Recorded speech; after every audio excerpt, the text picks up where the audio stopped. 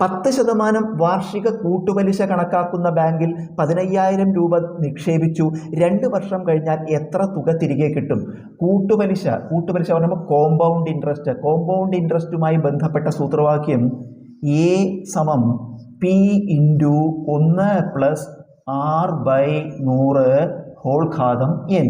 ഇതിൽ A എന്ന് പറഞ്ഞാൽ എമൗണ്ട്, അതായത് പലിശയടക്കം മുതൽ, P പ്രിൻസിപ്പൽ നിക്ഷേപത്തുക, R റേറ്റ് ഓഫ് ഇൻട്രസ്റ്റ് പലിശ നിരക്ക്, N നമ്പർ ഓഫ് ഇയേഴ്സ് വർഷങ്ങളുടെ എണ്ണം.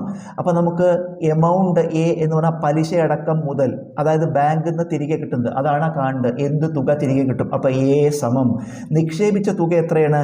15,000 രൂപയാണ്. അപ്പോൾ Pക്ക് പകരം നമ്മൾ 15,000 എന്നെഴുതി, ഇൻറ്റു ബ്രാക്കറ്റിൽ 1 + R പലിശ നിരക്ക് നമുക്ക് തന്നത് 10 ആണ്. അപ്പോൾ R/100 എന്ന് പറയുമ്പോൾ 10/100, N വർഷങ്ങളുടെ എണ്ണം 2 വർഷം, 2 = 15,000 ഇൻറ്റു, ഇത് ബ്രാക്കറ്റ് വരെ ഇൻറ്റു ഇട്ടു. ഇതെങ്ങനെ കൂട്ടുക? 1 കൊണ്ട് 100നെ ഗുണിക്കുക, 100, എന്നിട്ട് 10 കൂട്ടുക, 110/100 എന്ന് വരും.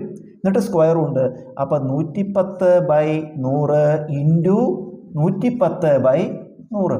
നമുക്കിതിൽ അംശത്തിൽ 3ഉം 2ഉം 5 പൂജ്യം ഉണ്ട്, ഛേദത്തിൽ 4 പൂജ്യമേ ഉള്ളൂ. അപ്പോൾ ഈ 100ഉം 100ഉം വെട്ടിയിട്ട് ഇവിടുത്തെ 1, 2, 3, 4 പൂജ്യം വെട്ടാം. ബാക്കി 150 × 11 × 11.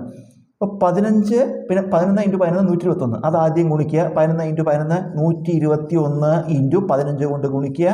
ഒരു 15, 15 ശിഷ്ടം 1, 15 × 2 31, 31 ശിഷ്ടം 3, ഒരു 15, 15 3 18 എന്ന് കിട്ടി.